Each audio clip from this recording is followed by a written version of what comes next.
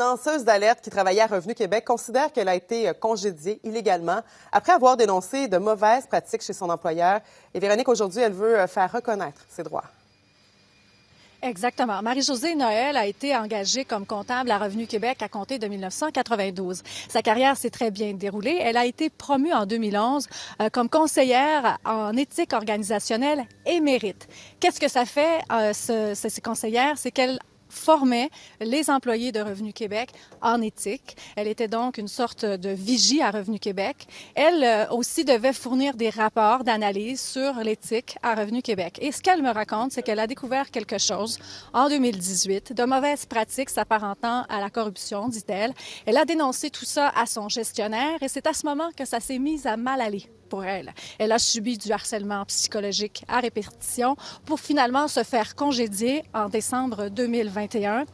Elle s'est sentie non seulement coincée, abandonnée, mais elle a aussi eu peur. C'est devenu tellement grave à mon égard là, que je suis partie en choc.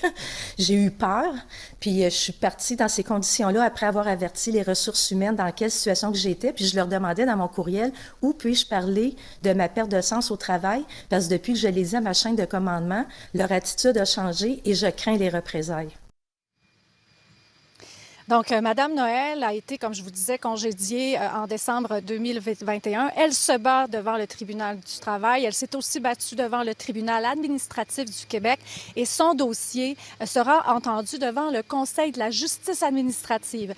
Ça va se passer le 25 octobre prochain à Montréal et elle promet à ce moment-là, Marie-Claude, de déballer son sac et de dévoiler des informations hautement d'intérêt public. Vous n'avez pas entendu parler du facteur ? Des nouvelles du facteur